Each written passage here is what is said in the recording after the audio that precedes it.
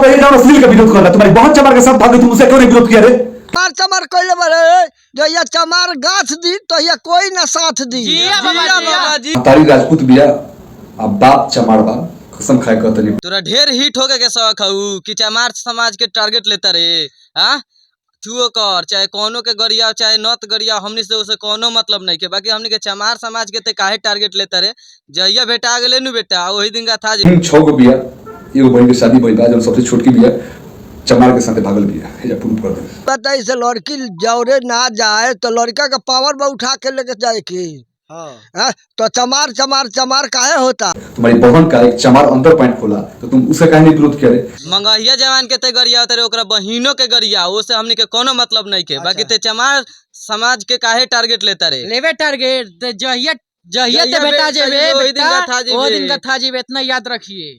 नमस्कार, मेरे साथ चमार समाज के कुछ लोग हैं। एक वीडियो काफी तेजी से वायरल हो रहा है जिसमें मगहिया जवान को एक यूट्यूबर गाली दे रहे हैं। ठीक है गाली दे रहे हैं लेकिन उनमें कुछ चमार समाज के प्रति अभद्र बातें बोलते हुए नीचता दिखाते हुए उसमें कुछ कहा जा रहा है। आइए इन्हीं लोगों से जानते हैं कि उस वीडियो पर इन लोगों की क्या राय है। एक वीडियो वायरल हो रहा है एक यूट्यूबर का, वो कह रहा है कि मगहिया जवान की बहन को एक चमार के लड़का लेके भागा है, मतलब चमार समाज की नीचता दिखा रहा है। मतलब कारण क्या है, क्यों कहेगा? बताई से लड़की जौरे ना जाए तो लड़का का पावर में उठा के लेके जाए की।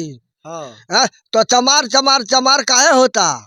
हाँ जब अपना से जब लड़की बेराय के चल जाता आखिर अपना राय होता तब जाता। तोरा इतना ही ठोके के शौक बा जइया भेटा जेबे तहिया गथा जेबे। जिया बाबा जिया माने जहिया बेटा जेबे तहिया गथा जेबे। अच्छा हाँ जइया चमार चमार कइले बारे जइया चमार गाछ दी तहिया कोई ना साथ दी। जिया बाबा जी का कहनियो चमार जी गांठ दी तो कोई ना साथ दी। कोई ना साथ दी।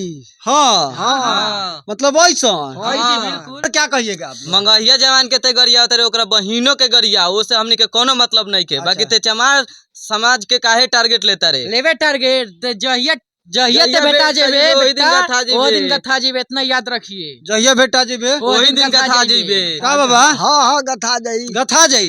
तोरा ढेर हिट हो के शौक हऊ कि चमार समाज के टारगेट लेता रे। हां ते अपना जाति पर ते कुछुओ कर चाहे कोनो के गरिया चाहे नत गरिया हमनी से उसे कोनो मतलब नहीं के बाकी हमनी के चमार समाज के ते काहे टारगेट लेता रे। जइया बेटा आ गेले नु बेटा ओही दिन का था जेबे जानता रे। तोरा के खाली छोड़ल जाता कि खाली बच के रह ठीक बा। जइया सामने आ जेबे ओही दिन ते गथा जेबे जान जाइए ठीक बा। हां हां ढेर चमार चमार कइले बारे चमार गाछ दी तो कोई ना साथ दी। जिया बाबा जिया हां हां कोई ना साथ दी। जब चमार गाछ दी त केहू ना साथ दी त बाबा ठीक बात कहता रह। अरे लाइटर लेके घुमाता रे आ कहता रे हथियार ह। अरे लाइटर लेके घुमाता रे आ कहता रे हथियार ह। चमार जी का लड़का है बेटा जोरिया के रंगदार है। जिया बाबा। तो चलिए अभी हमारे साथ कुछ चमरान समाज के ही लोग हैं और जो चमार पे बोलेगा उनकी यही रिलाई होगी। क्यों जी हां जी रिलाई होगी ना? जारी पूरा है माने जारी लाई रहेगा। जारी बा बाबू तारा खातिर। अच्छा। सब के खातिर जारी बा जे टारगेट लिए ओकरा खातिर जारी बा। तो चलिए आप लोगों को कैसा लगा कमेंट बॉक्स में अपनी राय जरूर बताइएगा। तब तक के लिए जय हिंद, धन्यवाद।